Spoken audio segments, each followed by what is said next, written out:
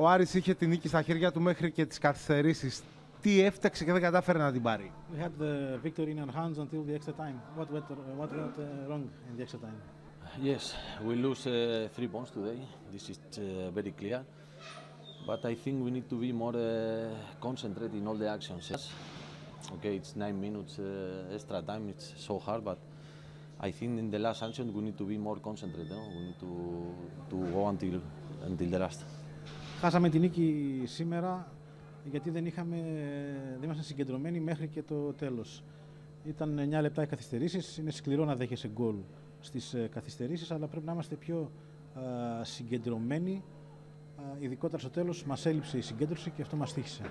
Ο coach μετά το παιχνίδι μίλησε για ολιγορία της άμυνας στιγμιαία. Συμφωνεί ο Φραν? Coach said that in the defense we lost our concentration at the end. Something like that. Yes, I think yes. Not only in defense, I think all the team, no, because the defense is all the team, and when we attack, it's all the team also. But football sometimes have mistakes, and we need to learn about this.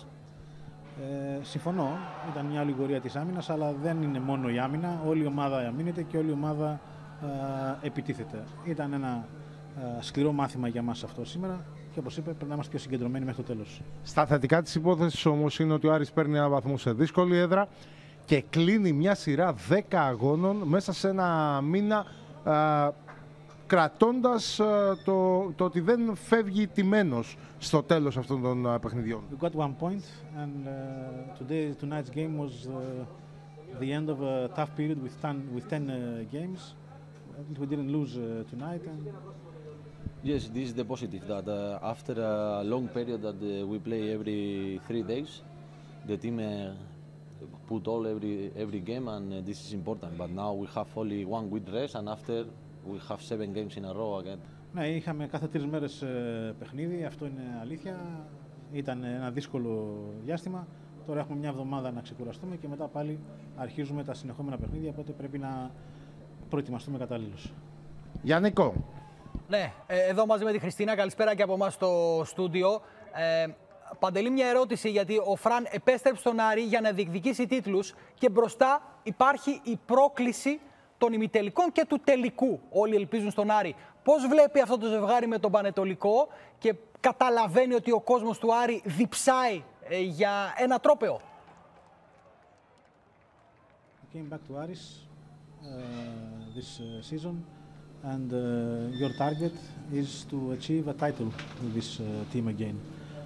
We have 2 games now with Panetolikos for the semi-finals, and then we have the final if we hopefully we qualify. Do you feel how much all Aris organization, especially the fans, want this cup this season? Yes, you can feel it. No? You can feel it that I think the fans achieve every year to arrive to the final and fight for a title. And I think it's very important. But before also we have games that are so important in the league that win these games. And when arrive the camp, you know, it's a final for us. Ασφαλώς και νιώθουμε αυτή την δίψα που υπάρχει σε όλο τον οργανισμό του Άρη και κυρίως στους φιλάθλους μας, οι οποίοι περιμένουν τα τελευταία χρόνια να φτάσουν σε έναν τελικό, σε ένα τρόπαιο. Έχουμε μπροστά μας τα παιχνίδια αυτά που είπατε, αλλά προηγούνται και παιχνίδια στο πρωτάθλημα, στα οποία πρέπει να δείξουμε προσοχή, να πάμε βήμα-βήμα για να φτάσουμε τελικά στον στόχο μας.